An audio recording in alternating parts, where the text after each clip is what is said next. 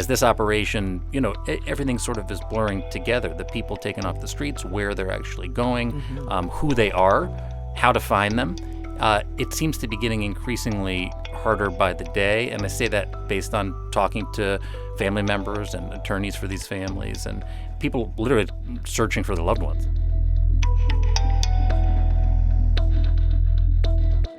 Can you quantify this ramp up and what you're seeing? You've been to several of these over the last few months, and I know that in the news we've been seeing more of them, but just trying to wrap our heads around exactly what we're seeing, not only here in the state of California, but really across the nation. I think what we're seeing is most important to emphasize not what they said they were going to be doing, which was going after the worst of the worst. The violent criminals, the rapists, the murderers, the drug kingpins, the cartels. They're going after working class folks. And in Los Angeles, since the beginning of this operation, the number's approaching 2,000 people taken from the streets of the city, from fruit carts and flower stands and sort of people's quotidian activities. Let's talk a little bit more about your latest reporting, because according to ICE's own data, almost 2/3 of those detained since October had no serious criminal record. Mm-hmm. Can you break this down for us? Describe who these people are who are being detained.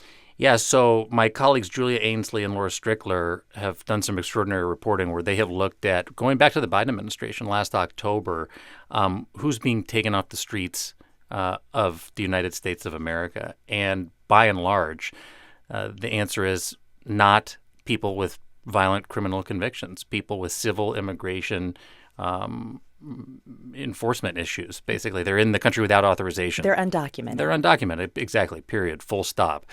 I think the number is 6% of the known undocumented immigrants who have committed a homicide have been picked up since that time period. Only 6%, 0.6, not 60%. And so when you continue to hear them talk about we're going to rid the streets of the worst, the numbers just simply don't bear that out. The date of October, that predates the Trump administration. So was this effort happening? It was happening during the Biden administration as well. Sure, of course. Immigration enforcement has been a staple of both Democratic and Republican administrations going back decades. And this is sort of the most extreme extension of it. And I say that having covered the family separation crisis during the first Trump administration. Mm-hmm. But yeah, of course, punitive-based, deterrence-based immigration policy, in other words, punishing people for being here without authorization, has been a constant of American political and civic life for many decades. And so, this is a continuation of it in the way that Trump promised he would do. And many people, I think, didn't actually believe that he would carry out. Well, he said from day one, I'm going to carry these out. And for a period of time, it seemed pretty quiet and then started to ramp up. I think that's right. I was thinking about that the other day, that when you look at the chart actually now, and there's some reporting that indicates Stephen Miller wasn't happy. So this is when he went in and basically directed people, go to the Home Depots, go to the low-hanging fruit where undocumented folks hang out looking for work. That's when things started to change. And obviously over the last 4 weeks here in Los Angeles, we have seen it play out there's a Home Depot not 5 minutes from where you and I are sitting talking right now that was the target of one of the raids, I think just last week. I think we understand the low-hanging fruit, to go to some of those places where people are working, and traditionally maybe some of those folks have been undocumented. But how is ICE operating? How are they finding people in other contexts? Well, I think that first of all, if they were to go after the worst of the worst, they'd be going after people who have outstanding criminal warrants against them or ongoing investigations. You would be seeing multiple and massive large-scale operations that targeted the types of places that they said they were going to go after, drug houses, large-scale human trafficking operations, sex trafficking operations. Do you have any indication that they're doing that as well? I think that they certainly point to that, and there have been some operations. They say that Fashion District raid that kicked all of this off was a targeted workplace enforcement operation. The issue is the transparency has been pretty limited, frankly. And, under the Trump administration, that has always been an issue. It has long been an issue in immigration enforcement to understand exactly who's being targeted, where they're being taken, and why.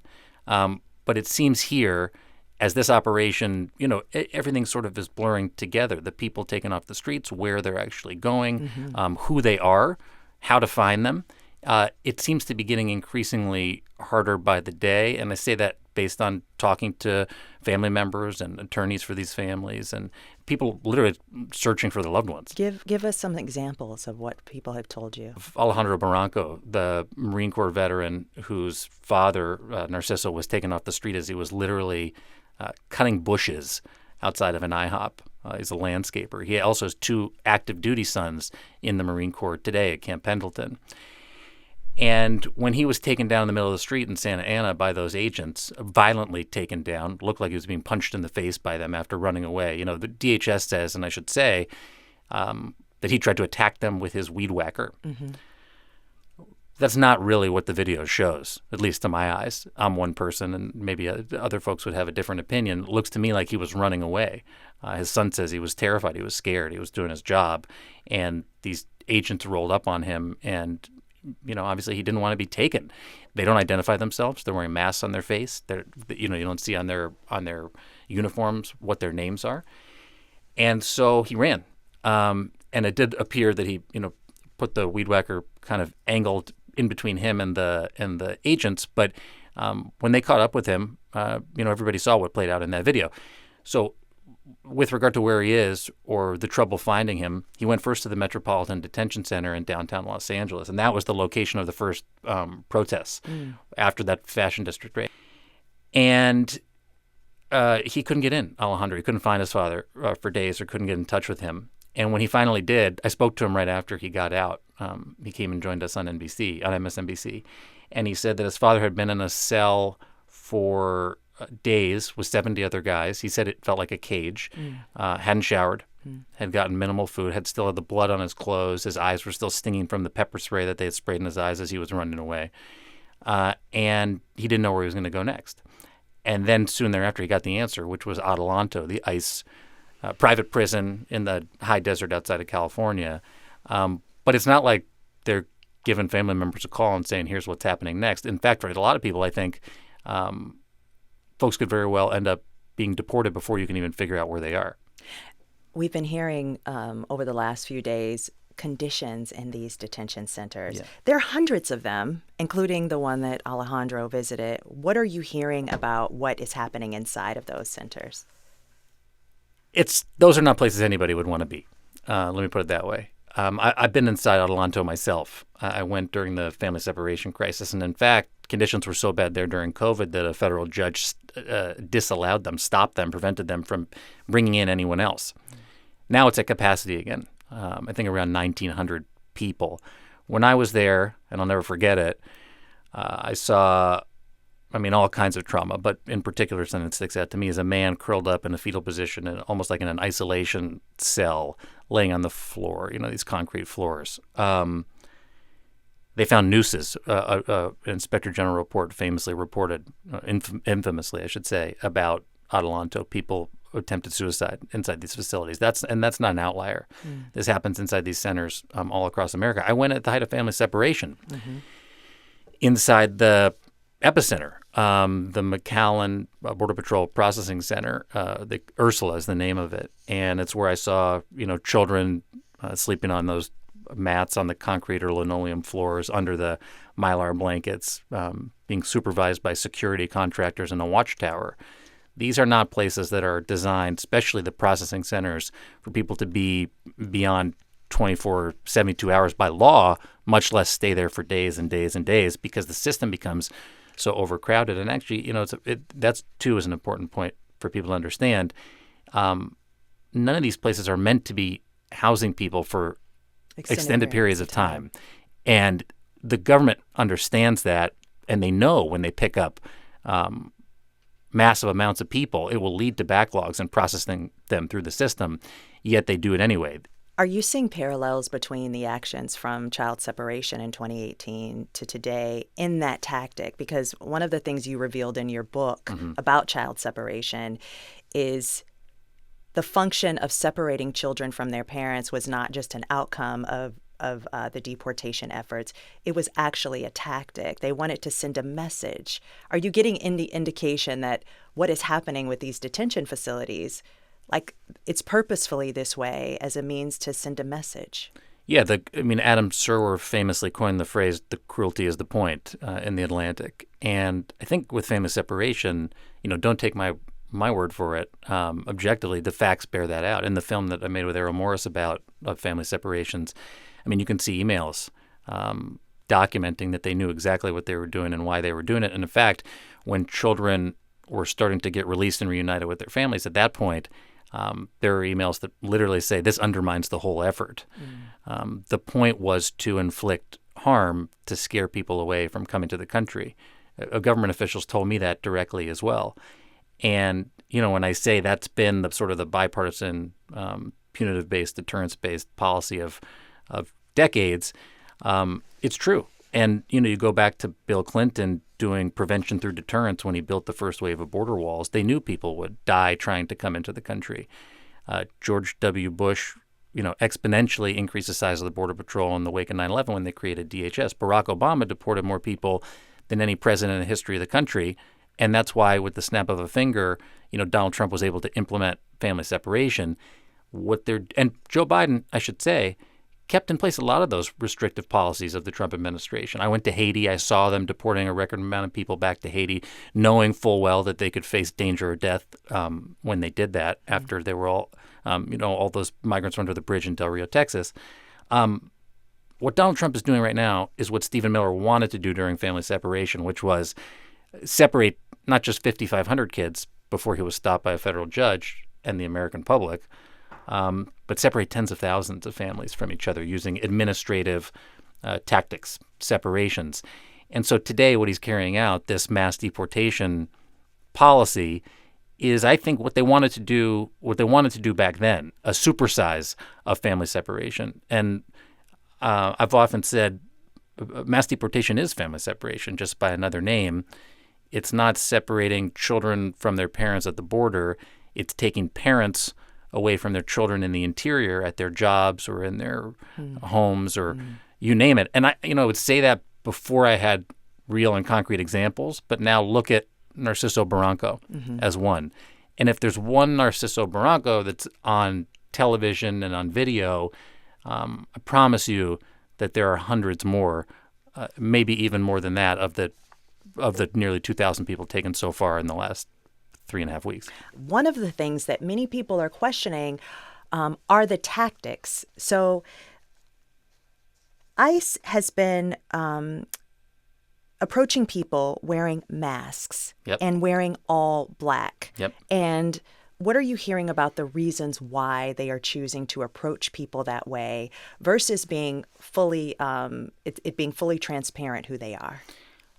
What I hear is that they're worried about being doxxed, being outed by protesters, their private details being posted for the public to find.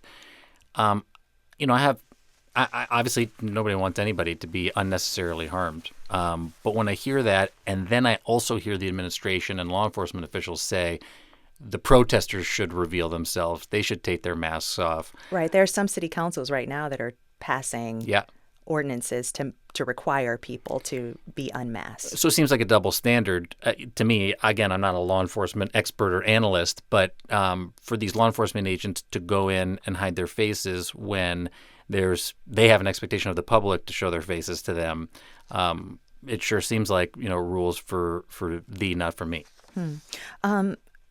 What have they said about their aggressive approach? That it's necessary to protect themselves during sort of operational, when they're in an operational mode. The fact that they went out with what appeared to be BORTAC, which is the most elite tactical unit of the Border Patrol, to that Home Depot the day before you and I are talking in Cypress Park. I haven't spoken to them directly about it, but my guess is what they would say is, we have been faced with so much protest on the streets. We have to protect the agents that are actually taking people into custody with a use of force or a show of force, a potential use of force, or at least a show of force. That, too, is why I think the National Guard and the Marine Corps have been deployed to Los Angeles, at least nominally, to protect federal property and federal agents when they go out on these operations. But from everything I've seen, and yesterday morning I was with Unión del Barrio, which is a part of the large community self-defense coalition that has sort of mobilized here in Southern California. Dozens of organizations, hundreds of people that are going out basically trying to spot immigration enforcement, ICE, Border Patrol, whatever the other federal agencies, DEA, FBI. Their goal is not to interfere with the operation. It's to document it so that there's evidence of what's happening when the next Narciso Barranco story happens, and to warn other people in the community to stay away. Their tactics are not to pick a fight. Obviously, they would lose. They're not showing up with armed agents. They're showing up with a bullhorn. They're showing up in sweatshirts of their organization, and they're being faced with military-style tactics and force. They're also being arrested, some of them. Have you received any word that any folks have gotten caught in these roundups who are not undocumented? Oh yeah. There have been. I've seen. I don't want to give you too high a number. I mean, I've seen several examples of U.S. citizens being detained and ultimately, obviously, released, which raises questions about racial profiling. Clearly, that's, I think, primary concern is if you don't have a warrant and you're out on the streets, how are you picking people that you stop? Speaking of not having a warrant, also, can you kind of break down maybe the scope of where these agents can go? I know there was a story not too long ago about them showing up around Dodger Stadium. Right. And I was there. You were there for that. Yeah.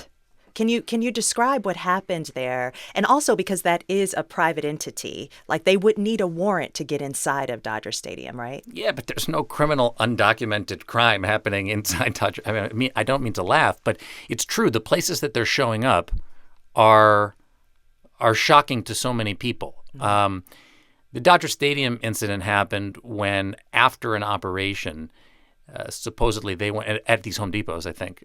They went back to Dodger Stadium in the hopes that they could process, this is the Dodger story, the hopes that they could process the people that they picked up within the gates of Chavez Ravine. And the Dodgers say that their security folks at the gate, this was Gate E at Dodger Stadium off the 110 freeway, didn't allow the federal agents into the property to process, so they parked on the street outside the stadium in order to do that. And they were spotted by some of these organizations that I mentioned to you. And so a protest formed outside, basically pinning down sounds too serious, but trapping these agents and their vehicles in between the protesters and media that showed up, myself included, and the gate at Dodger Stadium, which they weren't permitted to go through.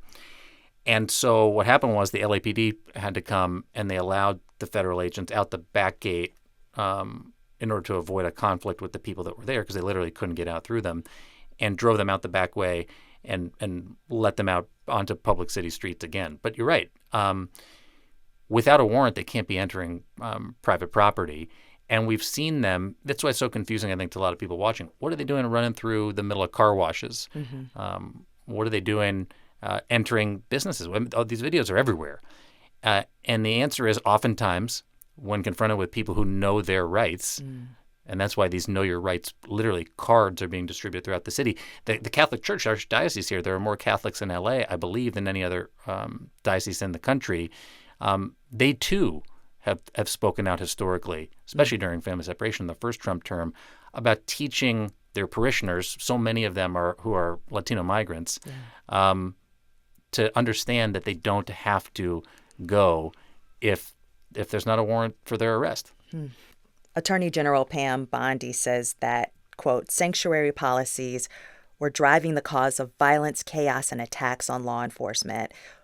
You've been at a lot of these protests. What are you seeing? What have you seen? The protests that I have seen and been at, particularly on No King's Day, on that Saturday, were peaceful protests. I stood literally on the front line, the skirmish line between I've stood on a lot of those lines, especially on that day. I stood between the Marines and the National Guard and the protesters.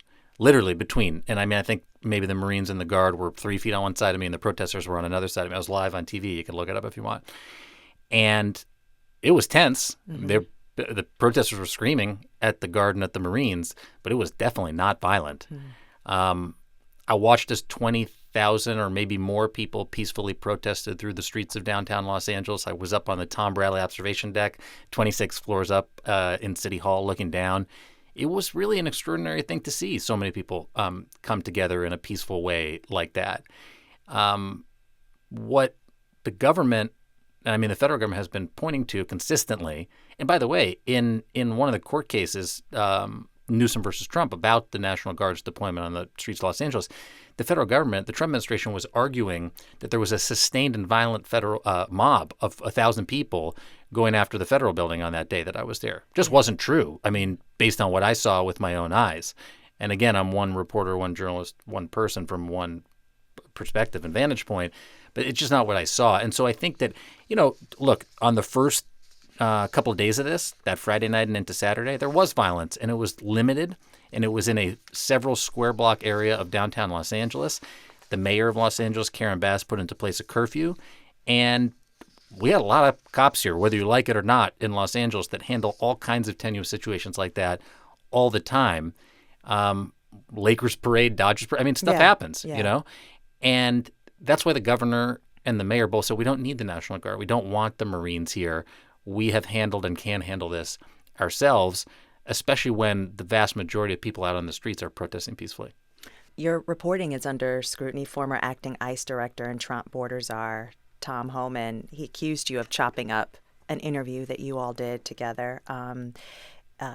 He seemed to call for the arrest of California Governor Gavin Newsom and Mayor Karen Bass of Los Angeles, and that was the cut that you played. What has been your response to those type of accusations? Because, I mean, the scrutiny is high on what you're reporting out. It's so interesting because, I think I have a good relationship, actually, with the folks in the Trump administration. Tom Homan, I texted him directly, and he came and showed up at the interview. I mean, as far as that interview is concerned, we played the full clip in its entirety, both before and after he made those statements, and it was really clear, really clear. And again, I invite anybody to go look it up online, that what I said to Tom Homan was, you have threatened in the past to arrest officials. I'm paraphrasing myself, but you've threatened in the past to arrest public officials who get in the way of immigration enforcement operations. Does that apply to Gavin Newsom and Karen Bass, the governor and the mayor? And I said, we made really clear he hasn't said that they have crossed that line yet, but we wanted to know, would he if they did? And he said yes. And then the next day, Governor Newsom responded to me, because I met with him in the Emergency Operations Center, and said, again, paraphrasing, bring it on, arrest me if you want to. And I think that it elevated to a place where perhaps it made Homan uncomfortable, but those were his words, not mine. And I feel lucky to work at an organization like NBC News and MSNBC, where we were able to go put that reporting back on the air the minute after he said it, to show that we were always very clear that if they crossed the line, he would be willing to arrest them, which, by the way, he has subsequently said, he has continued to say, and President Trump specifically endorsed what Homan had said after my interview with him, too. So I think, frankly, I think it was a little bit of theater, which we see from all sides at this point in the political universe. Yeah. I mean, your reporting is happening in real time because there are developments happening by the minute. How do you verify video? Because we're seeing all of these viral videos everywhere of these arrests, and we're also in the age where you can manipulate it so easily. I'm really lucky and blessed at NBC News to work with a social news gathering team that has a whole standard and practice of vetting these types of videos. And frankly, I don't even think I would do their process justice, but they triangulate, in essence, to make sure that we've got the right kind of sourcing, that they can trust it. So nothing that you see on our air is put out before we feel that it's verifiable and it's trustworthy information. Yeah. Let's talk a little bit about economic impact. I know it's anecdotal in the moment, but many of these people who are being swept up are foundational to the country's economy. do we have a sense yet of how these detainments are affecting the economic fabric in local communities? I'll give you one really concrete example that I saw with my own eyes. Literally strawberries sitting in a field with no one picking them at the height of strawberry season. They're going to sit there and rot. Maybe seems small to some people, but that's one example that's playing out across Southern California every day now. People are not showing up at work. And, the list is so long that I couldn't name everything about all the different industries that are being affected by this. Communities, vibrant communities and places of business are dead quiet, empty. Drive around any part of Los Angeles, frankly, right now, and people are in hiding. So, economically, anecdotally, what does it mean? It means that there are less people out on the streets, less people doing their jobs. I'm not an economist, but it's not hard to sort of extrapolate that eventually when all these folks stay home or in the worst case scenario get deported, what are you going to do? Have you talked to business owners or farmers about this? Oh, yeah. The Ventura County Farm Bureau, this is not just limited to Los Angeles County. We're seeing it in Orange County and Ventura County to the west, down San Diego. The Ventura County Farm Bureau, someone got in touch with us, one of the farmers, to basically say, I'm happy to speak out. I'm willing to speak out. I want people to understand how critical these men and women are to get literally getting food on the table. I want to go back to these detainment centers because this week President Trump is visiting an opening of what is being called Alligator Alcatraz. It's a new center in the swampy Everglades. Wow. And he has stated that part of security will actually be the wildlife and keeping people in. What have you heard about this? It's the visual imagery, obviously now, operationalized of the harm that would befall people if they crossed Trump administration immigration policy. Surrounding a facility with alligators. Is there anything comparable in history? I know you took us back at the beginning of our conversation talking about some of those efforts to deport Mexicans in the 20s, 30s, and 40s. It just brings to mind National Guard troops with dogs, doesn't it? It's hard to believe that we're having this conversation in 2025 about human beings.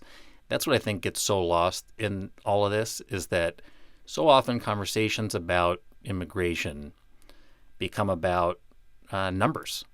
How many people are coming in? How many people do we have to stop? How can we get the numbers to zero? Talk about it like it's a weather event, the flow, the surge, the inundation. We look at bar graphs, but we're talking about human beings. And that's where I feel really blessed to be in this job because I get to be on the street and talk to people to see them in their real lives. And when we talk about this from Washington, D.C. or from New York or whatever, we talk about it like it's some kind of phenomenon. But we're talking about there are millions of people at any given moment in every part of the world, you name the hemisphere, on the move. Migrants leaving danger, persecution, climate change in a lot of instances. I've been to Guatemala, Chiquimula, and Zacapa, where I saw in the dry corridor, literally, fields, like I said, rotting for different reasons.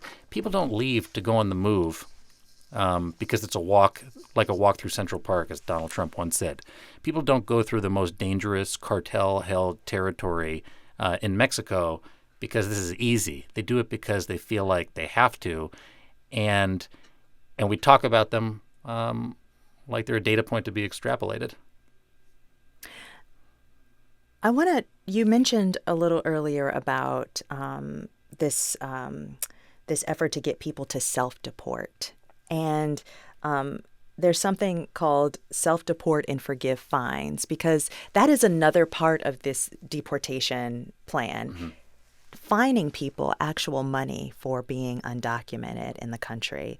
How effective have you heard this to be, where people will then, some of the fines are as high as $9,000. Mm-hmm. If they self-deport, then they won't have to pay that. I haven't seen the data on this app.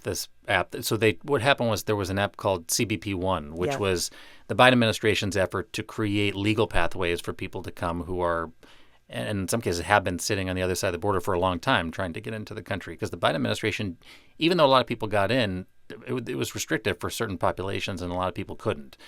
And so either from home country or from the other side of the border, people were able to sign up and try to get in line. It wasn't easy. There were a lot of problems with the app, but they had it. And the Trump administration turned the app on its head and basically said for people inside the country, why don't you sign up and we'll help you get home? I don't know how many people, the data may be out there. I don't know how many people have signed up for the app, but again, what they're trying to do is scare people in some form or fashion by saying, if you don't and we find you and we're coming for you, look what's happening in L.A., it's going to cost you a lot of money and you'll be barred from reentering the country ever again. If you go home, you can apply to come, quote unquote, the legal way, which honestly is a near impossible task for anybody, given the amount of people that want to come into the country. I'm not saying it's impossible to come to the United States legally. Of course you can. But it's not easy. And the so-called line that people say you should get into, it just isn't as simple as that. And that's the truth. One of your arguments in the book, and we've touched on this, but I want to go a little bit deeper into it, is that the harm to the children was actually the point. Mm-hmm. But also, what I thought Lee said was really interesting about using language to describe and kind of backing down from real harsher language because of the political climate. Where do you think we are today in describing what's happening now?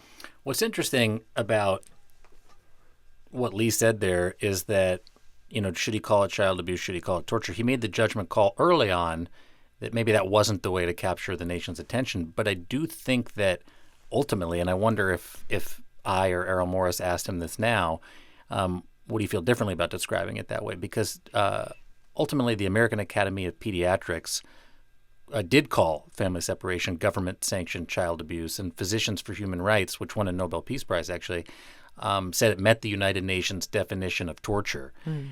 And I do think that did capture the attention of the nation in some way. Dana Soboroff, the judge in the Southern District of California who ended the policy, I believe cited both of those characterizations and called family separation one of the most shameful chapters in the history of our country. This is a Republican-appointed judge who stopped the policy in this district in San Diego. And, when I look back at it now, I do think I understand why initially people were hesitant or reluctant to call it what it is. Excuse me. Yeah. But ultimately, when the facts were sort of laid out for everybody to understand, it's exactly what it was. Same thing now. There's a lot of people on the streets who are calling the federal agents kidnappers, or that these are renditions, or that, you hear a lot of stuff tossed around. It's sort of I hate to say it, but it's sort of the fog of war, pardon the pun, to use the title of another Errol Morris film, where people are just so confused about what's going on. Are these bounty hunters? All this language is coming from a very visceral place. And I think that eventually, when the dust settles here, when we can look back at it, some folks will say some of those characterizations were correct and others weren't. As a student of history, I'm just wondering how you're assessing this, because I've always wondered, when we hear about atrocities of the past, when we learn about them in school,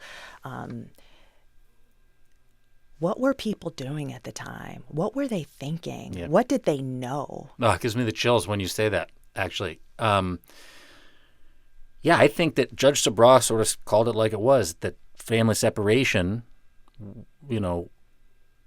will be one of the most shameful chapters in the history, certainly the modern history of our country. We'll remember it with all of the ignoble chapters, genocide and slavery and Japanese American internment, turning the St. Louis back and sending Jews back to the Holocaust. I mean, it's part of the reason why I wrote the subtitle of Separated, my book, was Inside an American Tragedy. It is sort of a uniquely American story, and it fits into our history. And we're watching the first draft of this chapter play out right now in real time. And so how will we look back? Will we look back and say Donald Trump was successful in emulating Dwight D. Eisenhower's operation with a name so racist that I'm not going to say it here. I won't say it until, I don't. That deported 1 million Mexicans and some Mexican Americans? Was this part 2? Was this the sequel? With Dwight Eisenhower's actions, what impact did that have on our country? Imagine, you don't have to imagine, it's playing out right now. It's the same thing. Ripping families apart in the interior of the country. Many of those families came in legally during the Bracero program to work here. And the decision was made to send them away. There are experts and scholars who have studied this as their life's work, much more than I have. But the parallels are very obvious that today, as children who are in the Los Angeles Unified School District schools ended their year, their parents were afraid to show up at their graduation because they didn't know if ICE would be there to take them away. That's what's playing out. That's what played out, and that's what's playing out again now. The New York Times is reporting deaths in some of these facilities. At least 10 people have died, they're reporting, in ICE custody in the last 6 months since January 1st. What is your reporting revealed?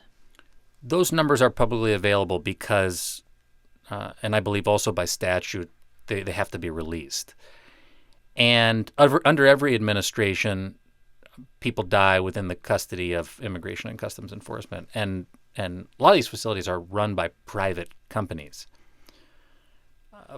And it's obvious, I think, that when these facilities are overcrowded or at or near capacity, they're just the volume of incidents is going to go up.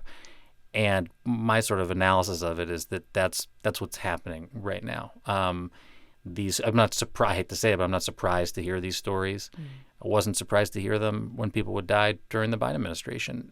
These are really tough places, and by design. Mm-hmm. And so these types of deaths happen. I'm not saying that they should, but they do. We're taught to try to be as objective as possible, to look at all sides of it. And in this case, the argument for many will be, well, these people are here illegally. They're undocumented.